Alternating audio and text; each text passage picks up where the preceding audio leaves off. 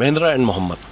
Mahindra and Mahindra India का बड़ा group of companies, automobile industry का बड़ा नाम। मगर क्या आप जानते हैं कि इसके मालकान में एक पाकिस्तानी शख्सियत भी शामिल थी।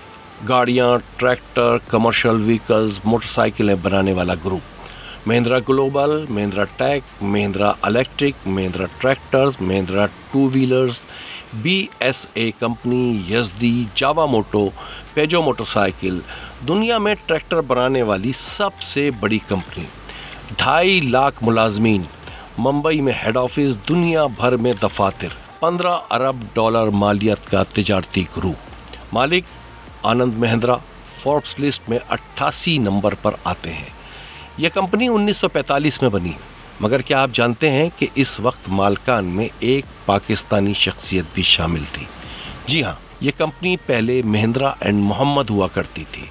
इसके शराकतदार थे एक सियासतदान, पाकिस्तानी सियासत का बड़ा नाम। जी हाँ, तक़सीम बर्र-ए-सग़ीर से 2 साल पहले यानी 1945 में कंपनी बनाई गई। इब्तदाई तौर पर पंजाब के शहर लुधियाना में स्टील ट्रेडिंग कंपनी थी। इस कंपनी के बानी थे जगदेश महिंद्रा, जो एक इंजीनियर थे, और इनके भाई कैलाश महिंद्रा, जो बरतानिया में कैम्ब्रिज से इंजीनियरिंग की तालीम हासिल करने के बाद कुछ अरसा अमेरिका में मुलाजमत कर चुके थे। दोनों भाइयों ने एक शराकतदार गुलाम मोहम्मद को कंपनी का हिस्सादार बनाया।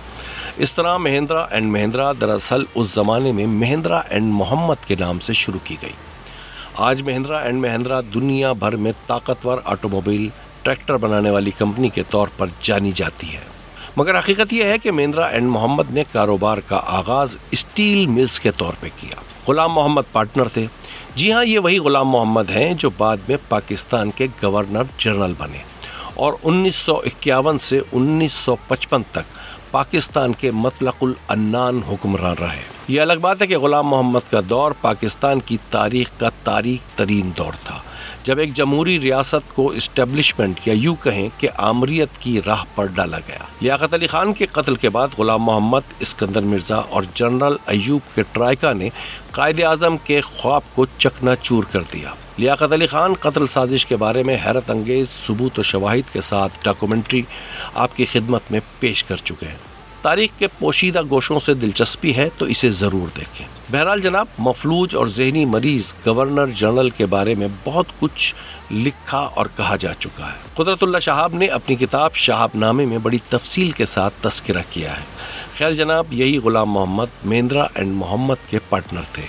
1947 में हिंदुस्तान और पाकिस्तान 2 मुल्क बन गए। इसके बाद गुलाम मोहम्मद को पाकिस्तान से वज़ीर ख़जाना बनने की पेशकश मौसूल हुई तो उन्होंने कारोबार से अलहदगी इख्तियार की। ये महिंद्रा बिरादरान के लिए बड़ा धचका था। महिंद्रा एंड मोहम्मद की पार्टनरशिप टूटी, मगर महिंद्रा बिरादरान ने हिम्मत ना हारी।